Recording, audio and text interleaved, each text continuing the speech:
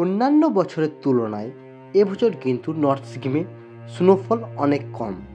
এই ভিডিওটা কিন্তু আগের বছরের ক্লিপটা। এবছর কিন্তু নর্থ সিকিমে এরকম স্নোফল কিন্তু খুবই কম হয়েছে, তাই পর্যটকদের মধ্যে কিন্তু অনেকটাই নিরাশা বলতে পারো। মাঝে মধ্যে এক আধ দিন কিন্তু স্নোফল হয়েছে, কিন্তু কন্টিনিউ যে স্নোফল এবছর কিন্তু নর্থ সিকিমে খুব একটা এখনও পর্যন্ত দেখা যায়নি। ফেব্রুয়ারি মাসের আজ অলরেডি 10 তারিখ হয়ে গেল, সেভাবে কিন্তু এখনও স্নোফল দেখতে পাওয়া যাচ্ছে না নর্থ সিকিমে। কিছু কিছু জায়গায় স্নোফল হলেও বেশিরভাগ নর্থ সিকিম যেটা পুরো সাদা বরফে ঢাকা থাকতো, সেরকম দৃশ্য কিন্তু এবছর খুবই কম দেখা গেছে। তোমরা কে কবে এসেছিলে এবং নর্থ সিকিমে কতটা বরফ দেখতে পেয়েছিলে প্লিজ একটু কমেন্ট করে জানাও। আর নর্থ সিকিমের বা সিকিমের আপডেট খবর পাওয়ার জন্য অবশ্যই বন্ধুরা চ্যানেলটাকে সাবস্ক্রাইব করে পাশে থাকা বেল আইকনটাকে প্রেস করে দেবে। আর যারা ফেসবুক পেজ থেকে ভিডিওগুলো দেখছো, পেজটাকে সবাই লাইক করে ফলো করে দিও। আমি তোমাদেরকে নর্থ সিকিমের কন্টিনিউ আপডেট দিয়ে থাকবো।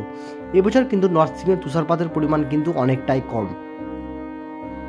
তবে ফেব্রুয়ারি মাসে এখনও নর্থ সিকিমের কিন্তু সমস্ত জায়গায় কিন্তু পর্যটকদের জন্য খোলা আছে।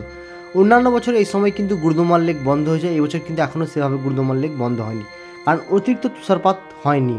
অতিরিক্ত তুষারপাত হলে কিন্তু নর্থ সিকিমের অনেক রাস্তায় কিন্তু বন্ধ হয়ে যায়। এবছর কিন্তু অতিরিক্ত তুষারপাত না হওয়ার কারণে সমস্ত রাস্তায় কিন্তু পুরো খোলা আছে। নর্থ সিকিম, ইস্ট সিকিম সমস্ত জায়গায় কিন্তু সমস্ত রাস্তা খোলা, তোমরা চাইলেই কিন্তু আসতে পারো। আর এই যে ক্লিপটা দেখছো, এটা কিন্তু কালাপাথর যাওয়ার রাস্তার ক্লিপ। বুঝতেই পারছো 0 পয়েন্ট ইয়াংথাং ভ্যালি কাটাও, এই রাস্তায় কিন্তু স্নোফল ফেব্রুয়ারি মানে বিশেষ করে প্রচুর স্নোফল দেখতে পাওয়া যায় ফেব্রুয়ারি মাসে, কিন্তু এবছর কিন্তু সেভাবে কিন্তু অতিরিক্ত তুষারপাত দেখতে পাওয়া যায়নি।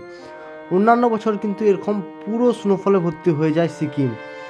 বুঝতেই পারছো এটা এখন কোন জায়গায় কোনখানে দাঁড়িয়ে আছি আমরা, কিন্তু এই ক্লিপটা হচ্ছে কিন্তু অ্যাকচুয়াল ইস্ট সিকিমের কোন জায়গায়, তোমরা যদি একটু কমেন্ট করে বলতে পারো খুব ভালো হয় বন্ধুরা।